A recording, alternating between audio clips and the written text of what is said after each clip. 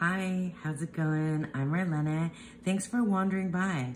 Welcome to my month gone by video. So in this video, I review the previous month and share with you all the different things that I got up to, books I read, media I consumed, and also the tarot and oracle decks and practices that I got into. Plus also give you a peek into my planner and journal and digital journal. So let's just go ahead and dive in. We're going to take a look at this planner first and I'll walk you through it. So let's look at February. So if you've been hanging out with me for a while, this year I've been really into red. So everything I've been doing, all these stickers and all this decorating in this particular planner has been in this theme of red pen and red stickers and whatnot. So this journal is set up with the month at a glance, and then it goes into dailies. And in January and in February, I created this little key for myself because what I was trying to do is keep track of stuff for the channel, like the videos that I'm making, when I'm filming, when I'm posting. And if you see like all these arrows, I don't know if you can see, if you see all these arrows and things, it's because I did not do a good job of sticking to like the plan that I had originally set out. I'm not sure if I'm gonna keep doing this particular key in March now, but yeah, I'm not so sure because it's like an afterthought, and maybe what I'll do is instead of like pre-planning, I know the videos that I want to make sort of, but I just usually like write things in after they've gone up. So anyway, that's just that. And then I have my deck-ins on here as well and stuff that's going on in my life. So like people's birthdays and when my brother was in town, or my brother's birthday, and my brother was in town in January, and just stuff like that. So I'll just flip through. I'm gonna get back to this page, the practices and the oracle decks, but I've been using like my Canon Ivy, and I, put some pictures in here as well, but I really just use this as like random things, lots of writing. Oh, and then this was for Valentine's Day, and in here, so I did something a little different. Like, I'm not usually this like artsy craftsy, but this is from the Valentine's card that my partner Sean gave me. And then this is from the card, I cut it out, that my daughter wrote to me. To Mommy from Roy, you inspire me every day to be a strong woman like you. Can we just say, like, I cried and wept, and it was such exactly what I needed to hear. How did she even know that that's what I needed to hear at the time? So I guess some days I just didn't get in here, and some days I did. Got less towards the end of the month. And so that's it. That was pretty much how I've been using this planner. I kind of scribble in there on, days when I feel like I have something I need to say, but it's not anything really lengthy or big. I have this notebook, which I'm not gonna show you what's in here. This is where I like do long, more longer form journaling and note taking, and I write drafts of poetry in here as well, and take lots of notes, and I do planning and prepping for channel stuff for videos in here, and also just whatever, study notes, like all different kinds of stuff land in this particular notebook. So here with the dailies, it's just sort of like maybe just like a little bit of a bite-sized thing of what was going on that particular day. So let's talk about the media that I consumed. And if I'm feeling fancy in editing, then I'll put up the covers or photos of the things that I'm about to talk about. But if not, sorry. So I've been doing more reading this year than I have in a really long time, and I'm really happy about it. And I'm actually really excited to tell you about what I'll be reading in March, but this is about review. So let's talk about the things that I read. Let's talk about the books first, and then we'll talk about the things that I watched. So first, Circe. Oh my God, you guys, I already, I did a video kind of letting you know the books that I had checked out from the library and what I was reading in February, but I hadn't read anything yet, and I had started Circe, and I just have to say, I really, really loved Circe. It was sad and haunting and beautiful, and I feel like, so I know I'm gonna say this again because I'm reading all these retellings of Greek myths, modern retellings of Greek myths, and the truth be told is that I'm not sure how much I would enjoy those novels if I hadn't revisited the original, classics.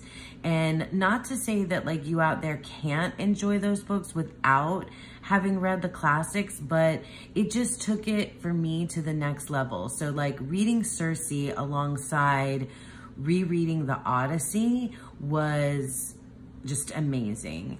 And Circe, I don't want to give away any spoilers. I mean, I know it's not new. This book has been out for a while, but Circe it just really I had moments, and it just really made me think of immortality and mortality, and especially in motherhood, because there's the whole, I want to say second or third, the last third of the book, maybe second half, has a lot to do with Circe and her son, Telegonus. And it's beautiful, and it just made me think of my experiences as a mother, and I don't know, you just take this whole ride with Circe, and I don't know, I've heard reviews about this book, folks wanting Circe to be more badass and than she was, but I just felt like she was amazing in this really very particular way. It's hard for me to articulate without giving you specific details from the novel itself, but it was an experience that I'm really happy that I had. And I remember there was a certain morning or a certain night that I was having trouble sleeping, and I read a lot. I got up and I was reading a lot, and then I was sitting outside and just all this contemplation of mortality and things being special because they end, or things watching your child grow up and wanting to hold on to them so tightly. And it was just beautiful. I could cry, I did cry through a lot of Circe. So it was just beautiful. So that was Circe. And then the Odyssey, so I have these little symbols, a check mark if I did read it. The Odyssey, so I had just listened to the podcast retelling of the entire Odyssey. So when I got the book, and the Emily Wilson translation is the one that I was reading, and I didn't read it cover to cover at all.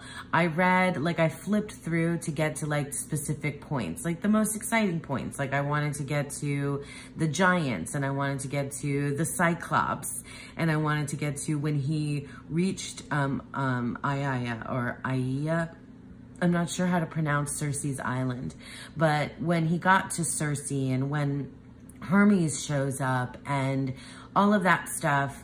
And then finally, getting through so much to get to the end when he's finally back home, and Penelope and Telemachus and all the suitors and all that stuff, oh, and then the island of Calypso, and going through Scylla and all that kind of stuff. So I just kind of wanted to hit the biggest, most exciting points. And so I sort of read through that as I was reading Circe. So I didn't read it cover to cover in all, you know, transparency. So the other books that I read, let's see. Oh, so I showed you guys and I talked about the Handy Mythology Answer book. And that was a good one. I did not read that cover to cover at all. And it's one that I might like purchase for myself in the future, but I had just taken out from the library. I might want to have that as like a reference book. It's a really good kind of bite-sized, you know, resource to be able to see and find out about all different kinds of mythologies. And I enjoyed it. So if you want to know more, go visit my, you know, the video that I did where I kind of flipped through it and told you more about it. So the other two books that I got from the library, physical books that I got from the library were the Oedipus cycle. So the Sophocles, the plays, the Oedipus, so Oedipus Rex, and then Antigone. I read those, and I had just listened to the podcast though with the retelling of all of them. So I went through that really quickly, and plays are easier to kind of go through. Like the Oedipus story and Antigone, I know. So it was just kind of nice to revisit it, but I didn't like do a very close read of Sophocles. And Ovid, the love poems, I confess, I didn't even get into them. I thought that I was going to like try to do some reading of poetry or bibliomancy with that poetry book, especially on Valentine's Day, but it didn't happen. Okay, and then the other books that I read are, I read books 3, and I'm still in 4 of the Dark Olympus series. And so the Dark Olympus series, for those of you that may not know, it's like, I think it's up to 6 or 7 books now. It's basically it's a retelling of Greek myth, kind of. No, it's not a retelling of Greek myth at all. I shouldn't say that. It's Greek mythology characters, that it's a smut series. Basically it's romance, and I mean it's pure smut. Like the plot is very insignificant compared to like the romance and the love scenes and stuff like that. And I really enjoyed I liked the first one okay. So the first one was Neon Gods. The second one I talked about already, Electric Idol. And that's the one with Eros and Psyche. And that's been my favorite so far. The titles of the book, I guess I could go on and on about the Dark Olympus series. But the titles have like literally nothing to do with what's actually happening in the books. And the plot is really sketchy.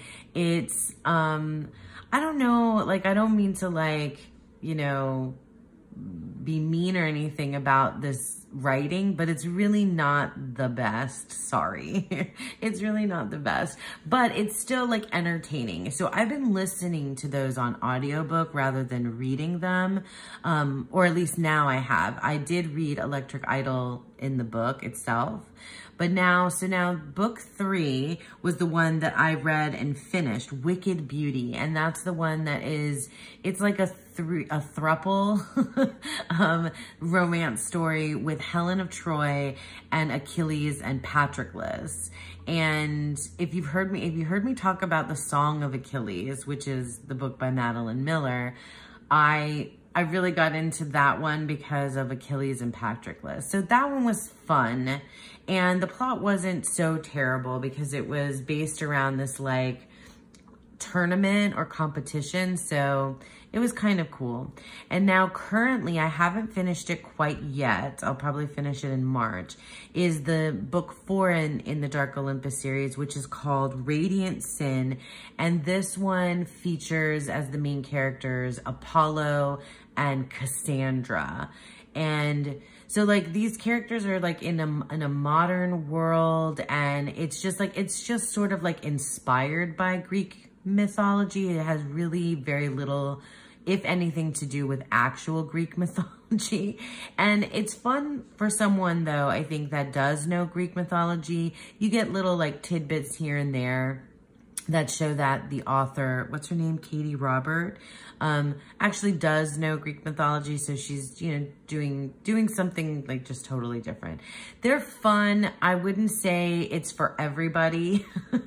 And as I get further into the series, I'm liking it less than I did when I first started. That's all I got to say about that. But I'm kind of committed now, and I kind of just want to run through the whole series. So I'll probably continue on. Okay, so now let's talk about the things that I watched that stood out to me in February. So for TV shows, I finally watched Anne with an E, and it's on Netflix, and it's a series it's been out for a while, but it is it's a reboot of Anne of Green Gables, Anne of Avonlea, and I had been really uncertain because I love, and I'm telling you, love with all my heart, the Anne of Green Gables books and the series from the 80s and 90s with Megan Follows. And I have watched those, like, cause they were on, like, I think they were on PBS a lot. I watched those many, many times growing up as a kid, teenager. Like, my mom and I watched them together. Like, it was a whole thing, and I loved them so much.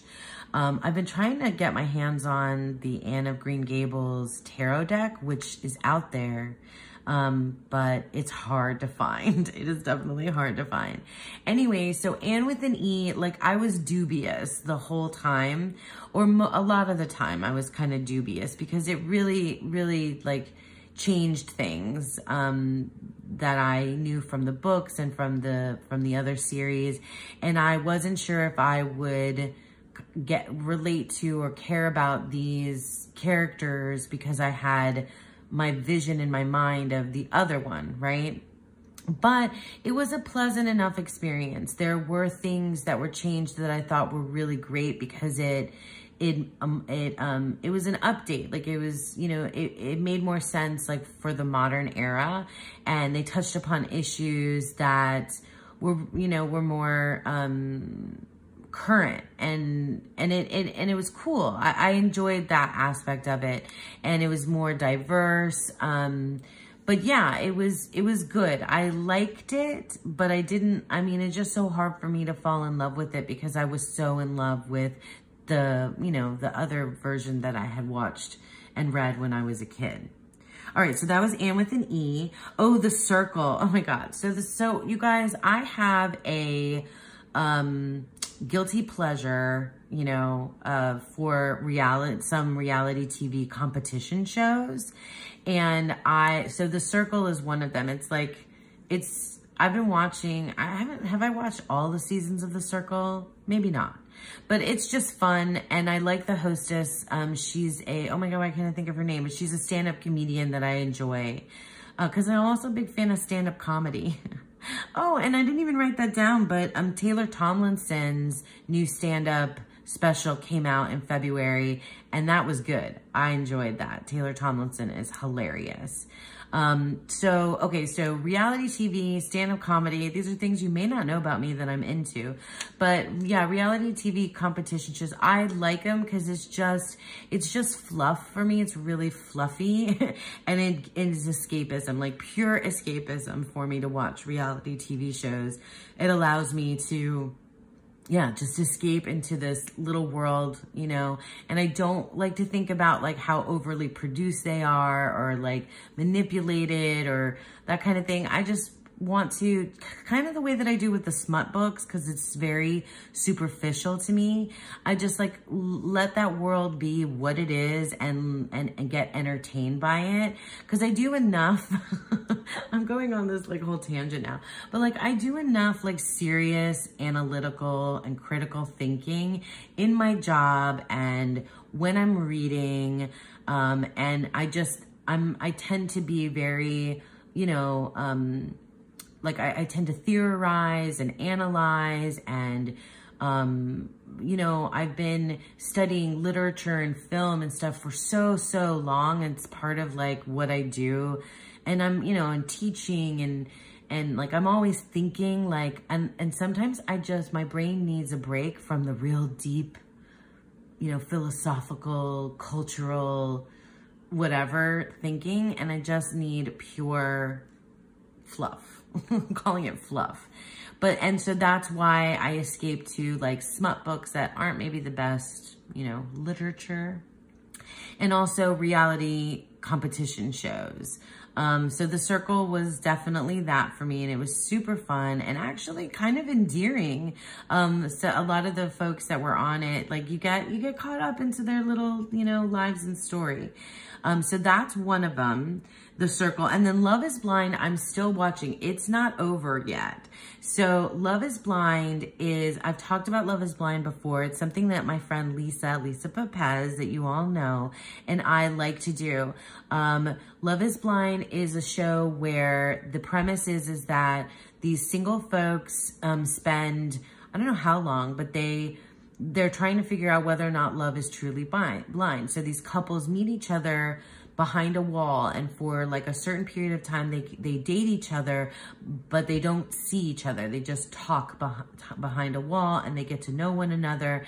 And then they, you know, if they fall in love, then they propose, and then they go spend like a short kind of honeymoon-esque type period just with each other and the other couples that did propose. And then they're acclimated back into the real world where they get to meet each other's family and friends, etc. And then the last bit, which we haven't got to yet, so we went all through the pods, we went through the honeymoon-esque phase, and, you know, and now we're leading up to the weddings. And so the weddings is, you know, they go down the aisle, and then at that moment, that's when they decide, are they actually gonna get married? Is love truly blind? And when we get to so Lisa and I binge watch, and we do like tell each other what we're thinking as we're going through. We're like, it's so fun. What we think of the different couples and the drama, and like, it's just a lot of fun.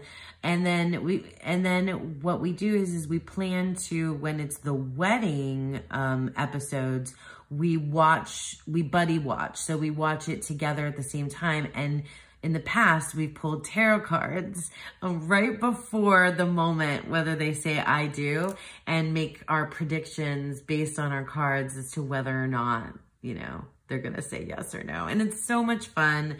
Love to do that. Okay, that's it. I think I covered all the media consumed. So now I guess we get to talk about decks. Okay, so this is where I keep track of the practices and the tarot and oracle decks that I worked with.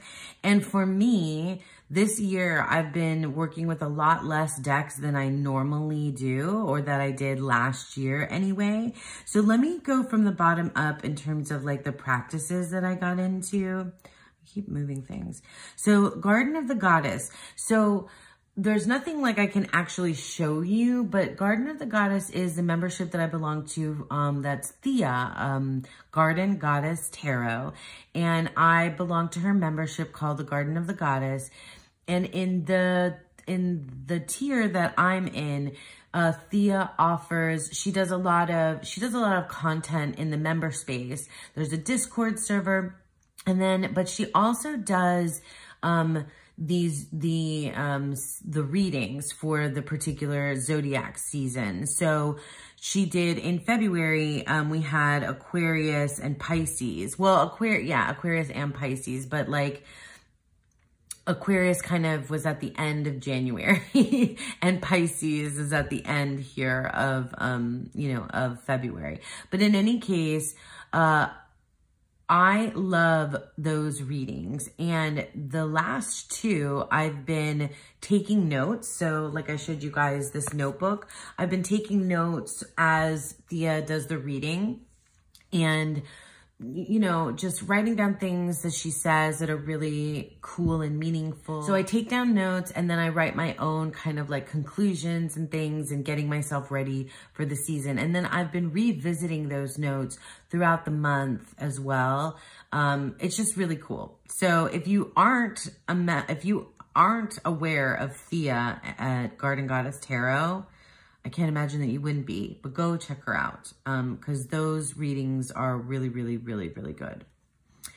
Okay, so then the other thing I can talk about that's a membership thing, a couple of things. So the animal gnosis. So I talk about Tegan as well, Cosmic Creeper's Tube. She has a Patreon that's under the name Cosmic Creeper. She's the one that does animal gnosis, among other things that she offers in her membership, her Patreon membership. And this month, our animal was Robin. And I engaged with the energy of Robin in a bit of a different way. Like Robin was kind of like elusive to me. And later I'll show you when I get to my my digital journal where Robin ended up landing for me. And it was really it was just really meaningful when it finally like dawned on me and occurred to me what the energy of the animal Robin meant for me this particular month of February. So it was not an easy one because Robins aren't an animal where I live that I engage with, you know? So like I live in the southern United States. So in like a, you know, kind of tropical climate. So birds migrate to us in the winter. And so if we see robins, we do see them during the winter time around this time of year. But I have not had much interaction with robins. So it was hard for me to engage like in a real life way. But anyway, it just, yeah, their quality as messengers, and just sort of this like, kind of like, companion and like this innocent and like, I don't know. That's where Robin landed for me later. And I'll show you that because I'll go through my journal, my digital journal, because it popped up later. And then also I just recently put out a video inspired by one of the, like, exploration article commentaries that Tegan wrote for in her Patreon this month that had to do with the fours and the stability of the fours. That article then inspired me to make a particular video. And so I guess I'll link to that down below. Oh, and then the other one, so the self-worth path. So as part of Lisa's membership, Lisa Papaz, I feel like I don't need to say her whole name. I think you guys know what I mean when I say Lisa. But Lisa, so I've been doing the self-worth path as part of her membership. And this month I did attend the live stream where we reviewed the particular chapter. But I was feeling kind of fragile and I just didn't do the reading this time around. And I shared that I wasn't going to do it with the group, and they were like so supportive and so amazing. And so was Lisa, of course. But so that one was, you know, that one kind of didn't go as I normally do, every month. Okay. So let me talk about Deck and Walk. Deck and Walk, my Deck and Walk, hashtag Deck and Walk 2023.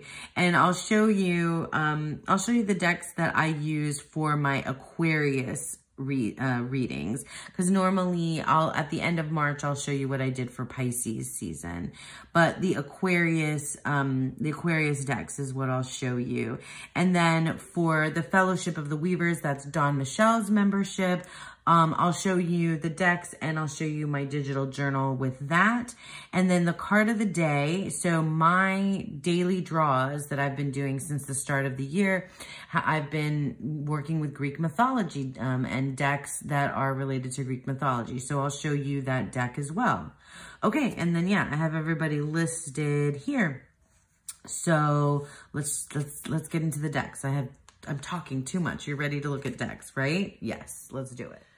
So these are the two decks that I used for all of my Aquarius season readings that were, you know, January and into February. So let's look at this one real quick first. So this is Manzel's Tarot. I don't think it even, oh yeah, Manzel's Tarot.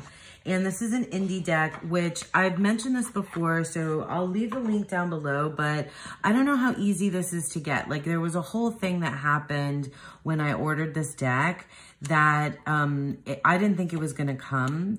And I'm not sure what's going on there with the creator, or if it's like a surplus of decks that they only have like a few, or I don't know, but it was until I like reached out repeatedly, the deck didn't come. So, and then other folks that I have talked to had that same experience with this particular deck.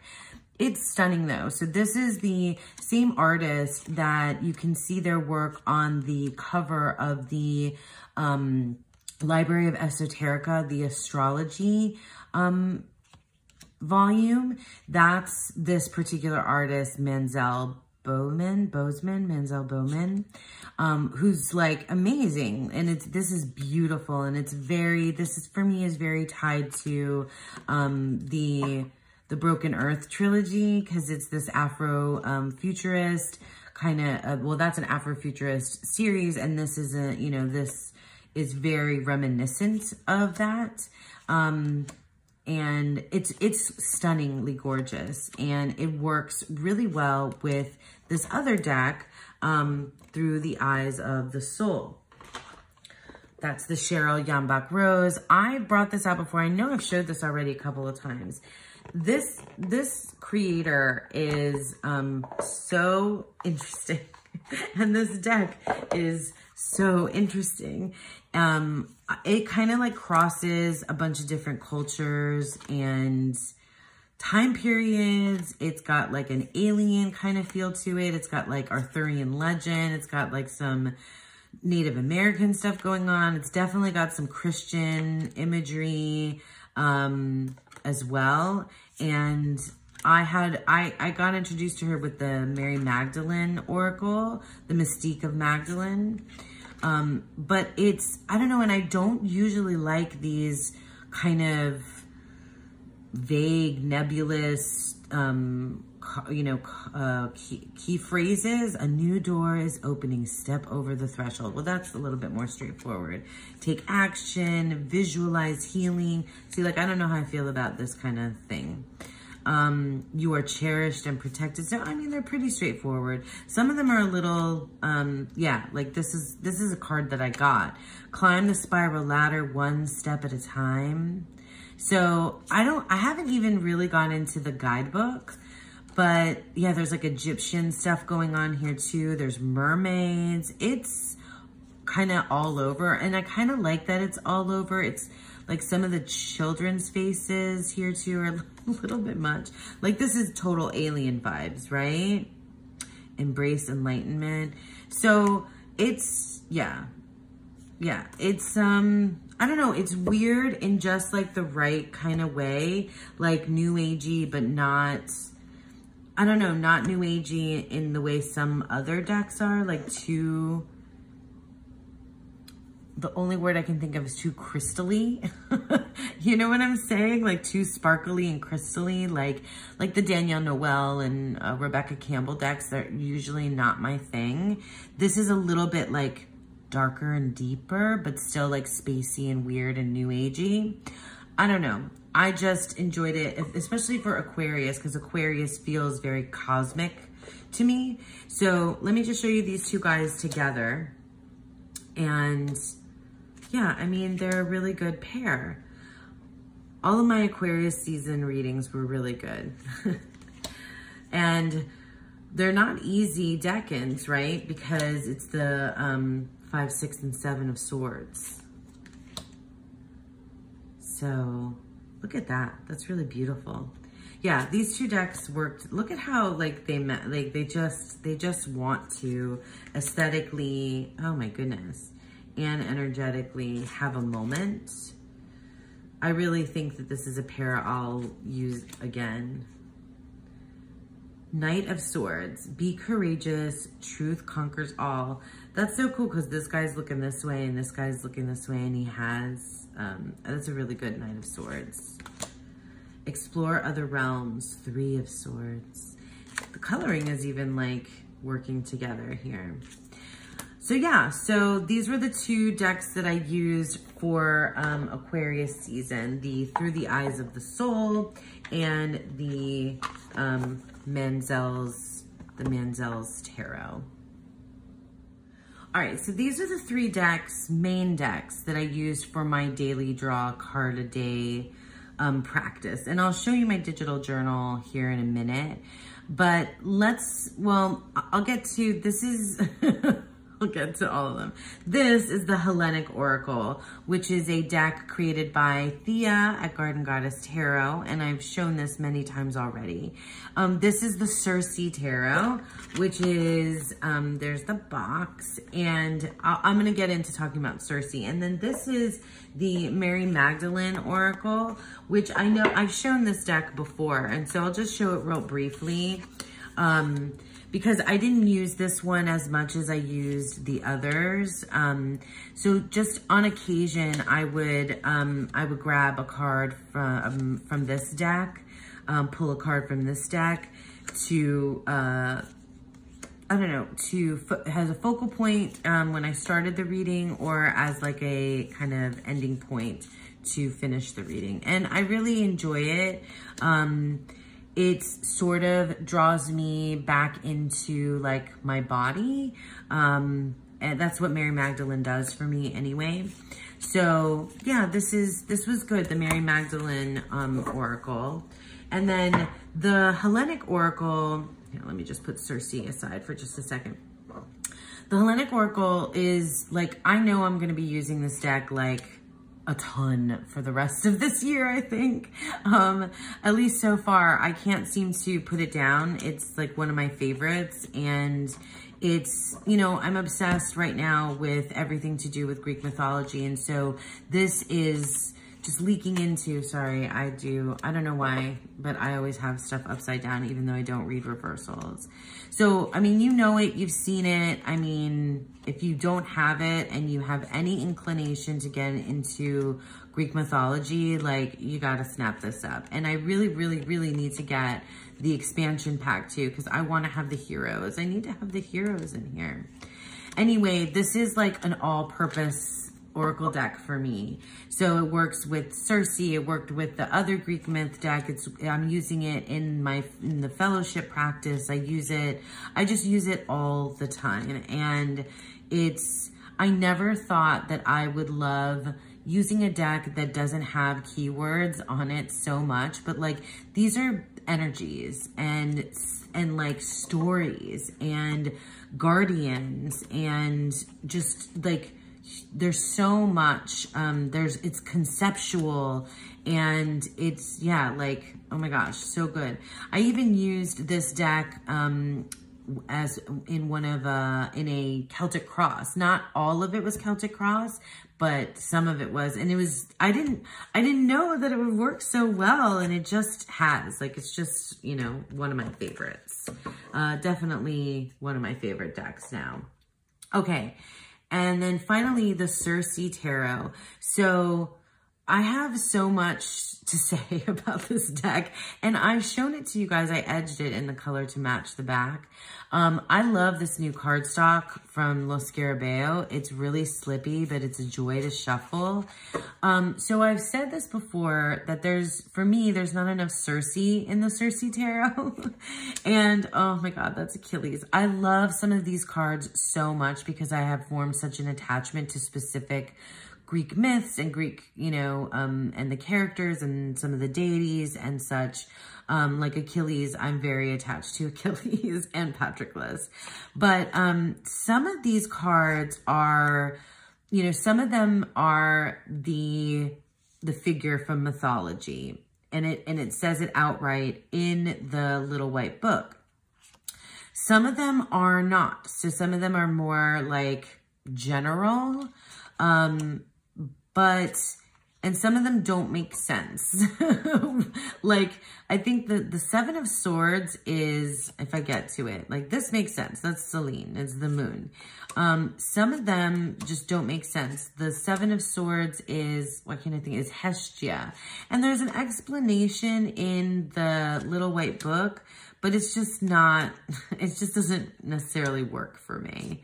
But the artwork is stunning. And I definitely, see, that's Circe, right? Is it? I think it's supposed to be Circe.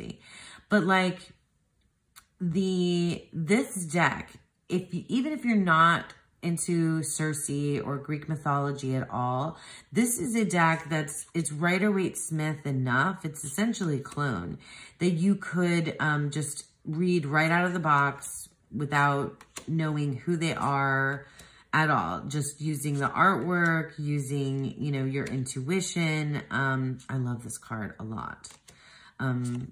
Yeah, it's really good. Like, it's really beautiful. Oh, Dionysus. I really like this. And I love to see the Fool. I really do. In any case, I think that's Achilles' son. I think so. And then, oh my gosh, yeah. It's, so Chiron, you know, you can, you know, get into the myth, or you can just like kind of let that layer go, because you can definitely just read this as a straight up, you know, RWS. But I did work with the guidebook. I did use the guidebook. So you can see I kind of like ripped it and beat it up quite a bit.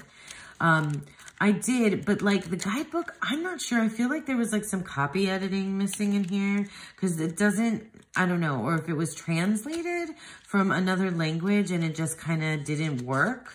It's all in English, which is different, because Lo Scarabeo usually gives you several different languages. Anyway, this is, you know, if you don't have it and you're thinking of getting it, like for me, it's a good deck. Look, I banged it up quite a bit. You can see where I've been working with this deck a lot. I really did love it. For me, you know, and I'll probably do eventually, now that I'm amassing this like Greek mythology,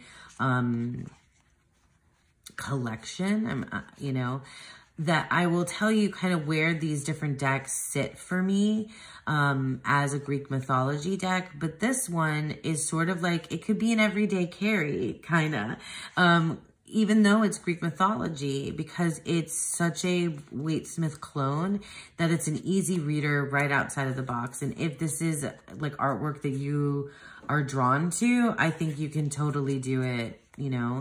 I wouldn't necessarily rely very heavily on the Little White Book. I just wanted to dip into it so I could like see who was it that they had chosen for the particular card. Anyway, so yeah, so that's my, you know, this month with more Greek mythology and in terms of tarot practice as well. So let me show you. I'll show you my my digital journal for the daily draw. All right, so this is my digital journal, and I gotta say I've been really enjoying digital journaling, especially with the like doing it in this digital journal that's set up to be a oh, there's a typo. That's set up to be a February is spelled incorrectly, but it's okay. I just realized that. It's set up to be for daily draws, right? So it's just really satisfying to fill in a little digital picture of the card every single day. I guess I missed one day.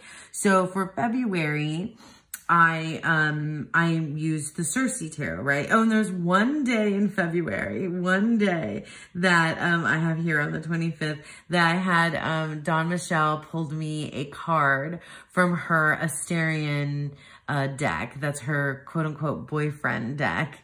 Just cause I was feeling like I wanted somebody else to pull my daily card. And it was really funny too, because it turned out to be the devil. It was just really funny because it was just appropriate. at the time.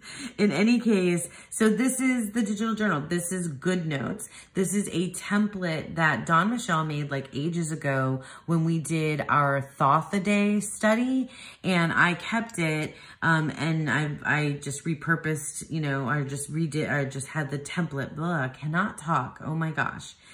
I used that particular template now for this Greek myth. And like I can show you, let me see if I go, no, I don't want to go back there. Oh yeah, so this is like the front cover and card a day. I hope it's like not too like icky, not too bright. So this is like the front cover, and then here we go to February. And so I have in here an interview spread that I did with the Circe Tarot. I had already done one with the Hellenic Oracle last month.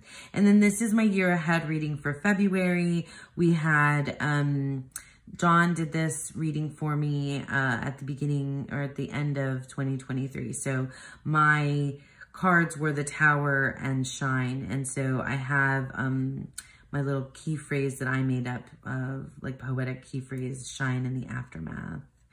And yeah, and then we just get into my readings.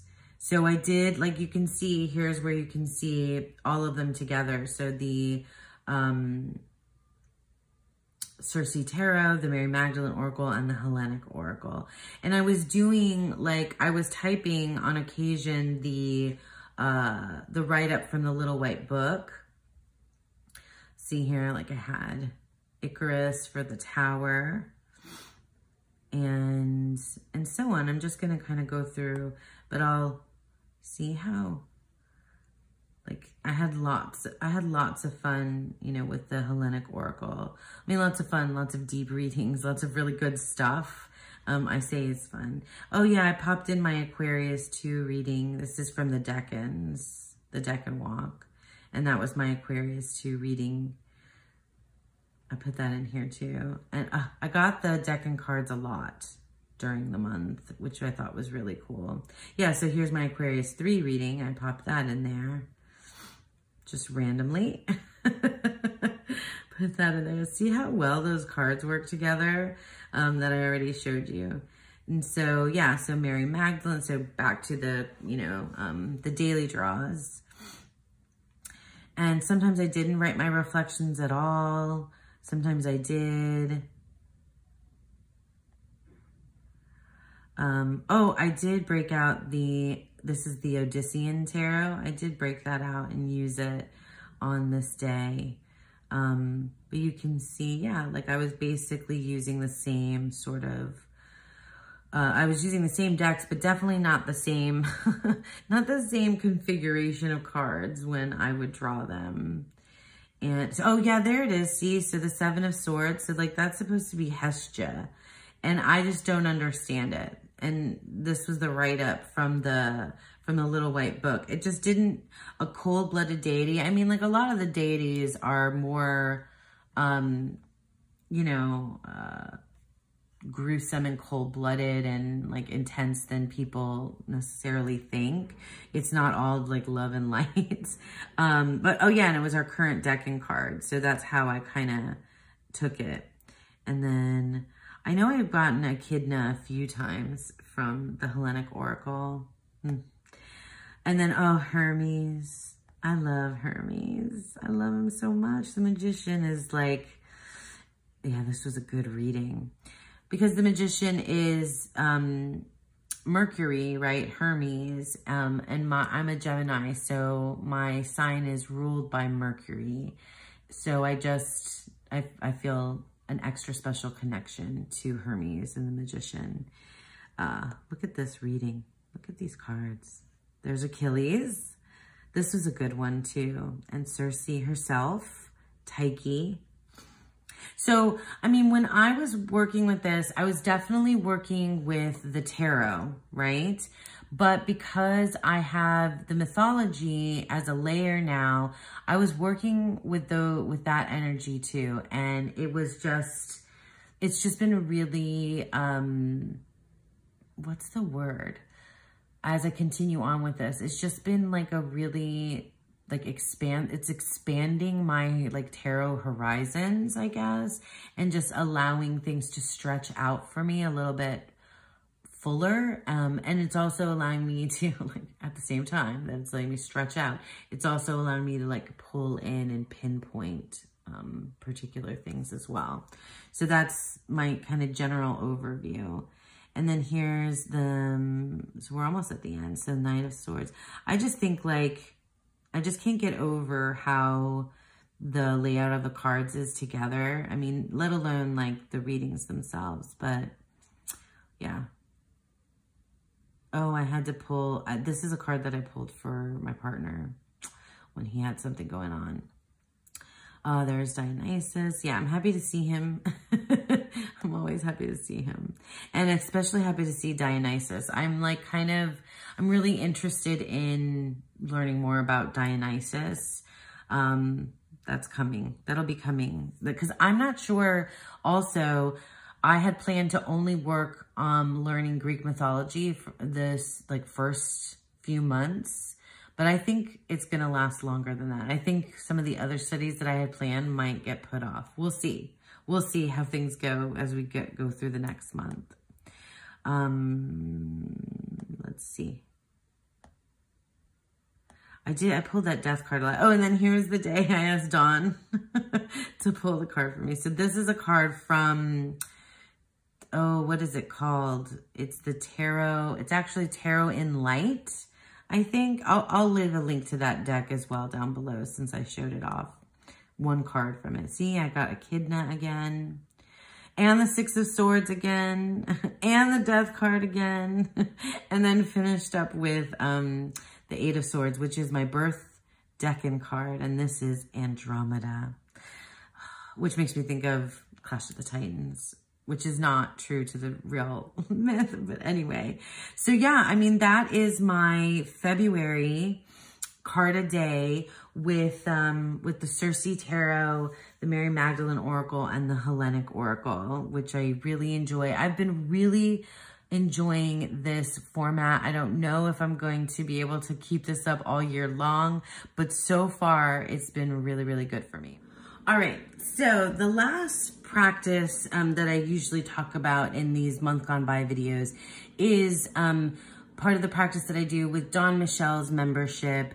This year, Dawn has created a tarot adventure that's a narrative that also includes dice and kind of game play. It's inspired by D&D, but rooted in a tarot like foundation.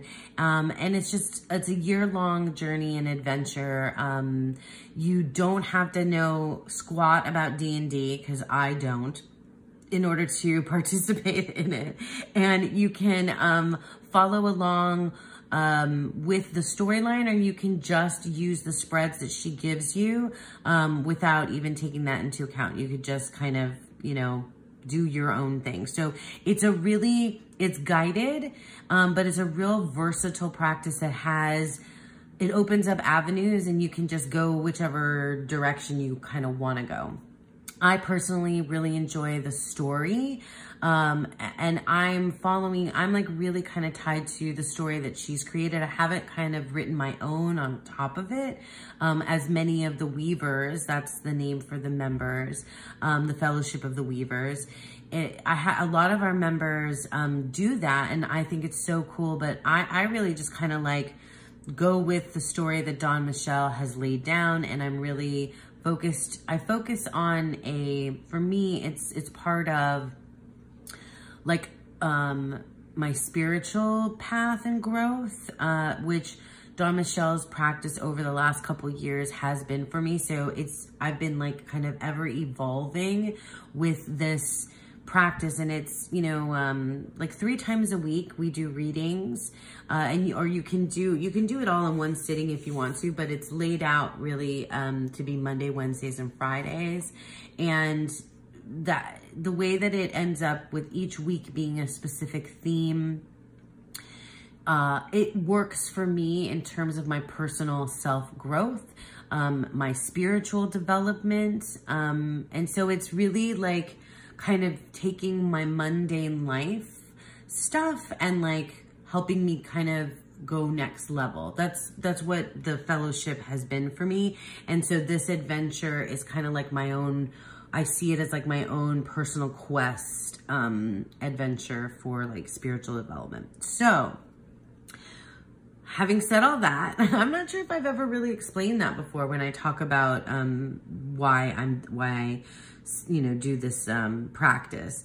In any case, these are the decks that I worked with. I didn't like use them like a lot, all of them a lot. I just used some of them more randomly. So like this is, and I've showed this deck before, this is the, let me get it right, the Nature's Wisdom message card. So this is just like a wee little guy. And it's mass market. As always, I leave links below. And it has just your kind of item, right, or thing on the front with its photographs. And then on the back, it has like 3 different messages. You can take into account all 3 or just pick one, or you can, completely ignore it altogether and go with your own associations. So this was a really good deck, I think, that I paired with the main deck that I was using, but I didn't use it like that much. This is a deck I've used a lot before in the past, and it's usually just really like the symbol on the front, or the thing on the front really acts as like a metaphor, a symbol for me, and it really helps kind of understand like an overarching theme when I have tarot paired with it. So yeah, I mean, it's a beautiful deck. Like, I love it. It's very portable, and it really goes with so many different things. I don't always love, what it says on the back, but sometimes it's so spot on. Often it's very spot on. So I definitely use the Nature's Wisdom message cards as an oracle in the fellowship readings. And then this is the Seasons of the Witch in bulk. Like, I'm sure you guys have been seeing this all over February tarot tube stuff, because in bulk is in February. And this is a really popular series, the Seasons of the Witch. I'm a big fan. I'm collecting them all for sure.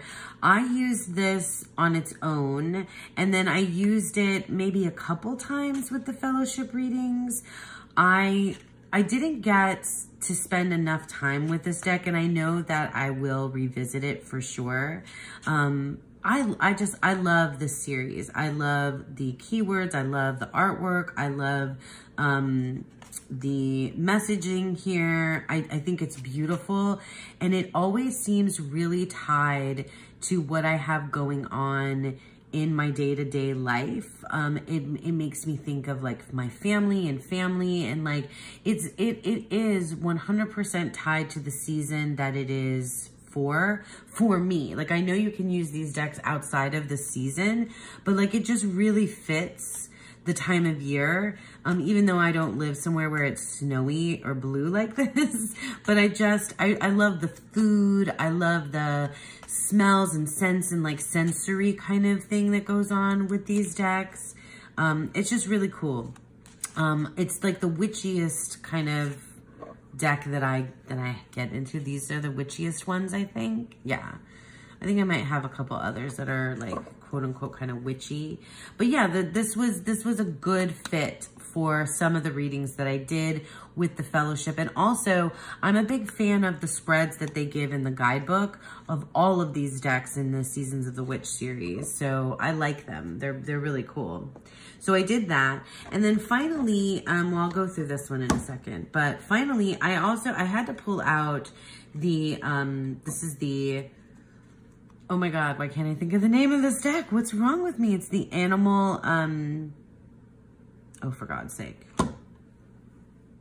Okay, sorry, that was such a brain fart moment. The Animal Wise Tarot. This is one of my favorite decks, so I couldn't believe that I had forgotten the name of it. So the Animal Wise Tarot is out of print, sorry. But you can maybe find it if you look. And this is like the second edition of it. There's a first edition that looks a little bit different. Anyway, this is a partner to the Tree Spirit Tarot, which is the one that's right here. And I love to use these decks together. And I hadn't for most of the month, used this alongside the tree spirit, but then at the very end of the month, I did a reading with these together, and it was well worth it. And I sort of used this as an oracle rather than a tarot because of the, because you can kind of let go of the tarot if you want to and just focus on the animal energy and the key phrase here, which are, I love the keywords and key phrases on this deck. It's, you know, photography. It's not, this is a deck that I think like different people have different feelings about it because the photography isn't that great, but I love it. I love it so much. Anyway, so that's the Animal Wise Tarot that I paired with the Tree Spirit Tarot. I'm making a big mess over here. Okay, so the Tree Spirit Tarot, this is an indie deck. This is, you can get on Printer Studio. I'll leave the link as always below. One of my favorite decks. I love it because it has fruit trees, and fruit trees are abundant where I live. And I like lemon and mango and orange. So this deck is, it's different because the courts are renamed, the aces are renamed, some of the majors are renamed, and it's literally just photographs of trees, the name of the tree, and a keyword. I love the keywords. Oh, it has avocado tree. And so because the theme, and I'll show you when I get to the digital journal, was, here's avocado, was saving the elder tree. I purposefully picked, and if I don't get to it here, I love this card so much. If I don't get to it here, you'll see it when I get to my journal. I purposefully picked a card to be my elder tree. And I know like a lot of folks, oh, I love banyan trees. We have lots of banyan trees here too, and eucalyptus. Love the apple tree, although we don't have apple trees here. Plum. I could sit and look at these all day. But in any case, I wanted to pick, it's probably going to be the last one. I wanted to pick a tree myself. We do have mangroves. See, it's like I rarely find decks that, tree decks that have like trees that I know. They're usually like, I know trees that are in, oh, here we go. Here's my card. So this is also the Eight of Cups. So like when I started this, we were in the Eight of Cups deck-in, or were we? No. Eight of Cups was in there though. Yeah, because we had, yeah, this is the first deck-in of Pisces. So it came up at some point, not at the very beginning though. But in any case, the coconut, the palm tree, you know, I told you I live in South Florida. So palm trees abound, okay? And so this is very personal for me. So I purposefully picked the palm tree. And I love that the Eight of Cups is the coconut and that the keyword is journey. It just resonated so deeply for me. So yeah, I love this deck, and I'll show you now my digital journal, and then that'll be it. So this is my digital journal. What I've done is taken the PDF that Dawn Michelle gives us for the Fellowship of the Weavers and put it into Good Notes. And so I'm just gonna flip through. This is chapter 2, Saving the Elder Tree. So the story in the Fellowship of the Weavers builds upon itself every month. Although you can jump in anytime. You could do, you know, or take a break anytime and then come back. So it's not like you have to have done the first chapter to understand the second chapter, but if you are following, it's a really nice progression. That's what I meant to say. So I'm not gonna like spend too much time like showing you all of Dawn's stuff because I don't want to give away all her things, but I've shown you guys my dice and my stone. Oh, I might as well get them out again. Okay, had to get the dice. So this is like a sunglasses case, and I just put some stickers that are coming off onto it, and I put like all my fellowship stuff in here. So I'll set up my dice. So I've never played with dice before. Like I said, I'm not a D&D person. So I got, so Dawn actually sent me this set of dice. And then here's my sending stone. So this amethyst that is the one that I chose. And then all the different dice. She got me purple because it's my favorite color.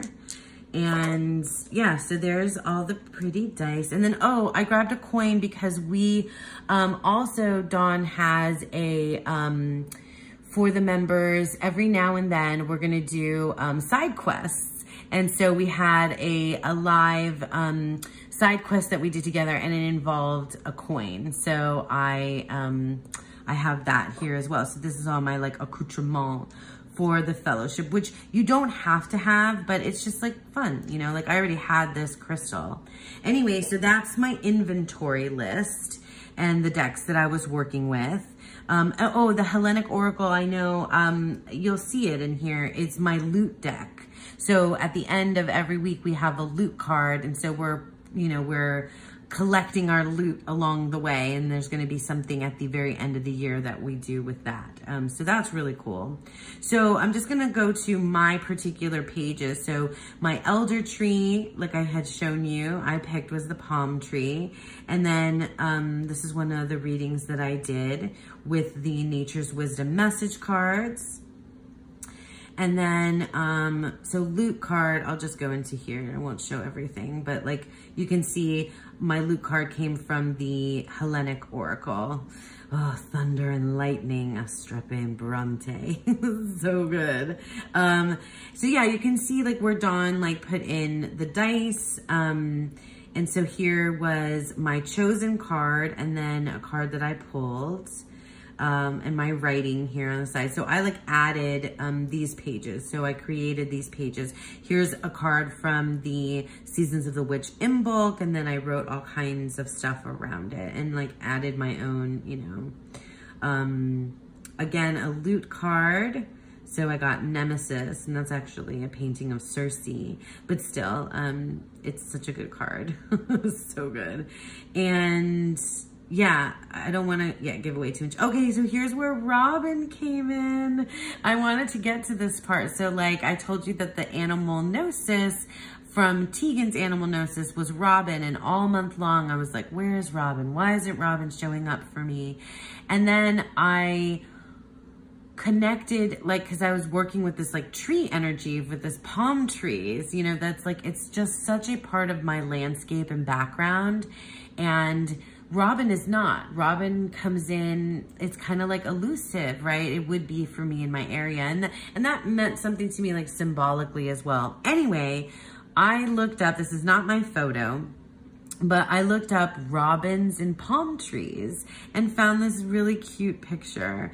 So it's just, yeah, it was just really good. And then here's more from the Seasons of the Witch in bulk and my Tree Spirit Tarot, my little dice there. And okay, I just want to skip some of the stuff for Dawn. So here is another one, and this is just the Oracle card from the Nature's Wisdom message.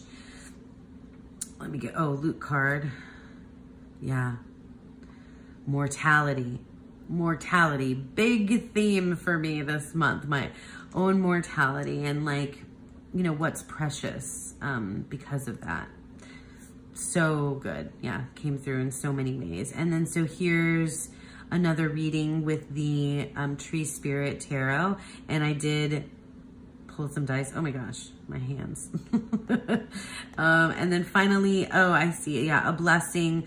I didn't do an extra page for this one. I think I just put the card here.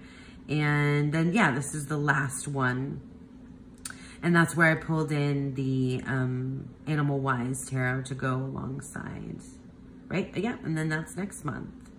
So yeah, that was it with the practice for the Fellowship of the Weavers. All right, you guys, so that's it. that was my month of February 2024 across all the different things that I got up to. I hope that you enjoyed this video. I'd love to hear about what you got up to this particular month in February. Share with me. Let me know what you think of, you know, these decks, especially Circe Tarot. I'm interested to know. And yeah, thank you so much for sticking with me. And I hope that you all have a beautiful, wonderful day. Bye.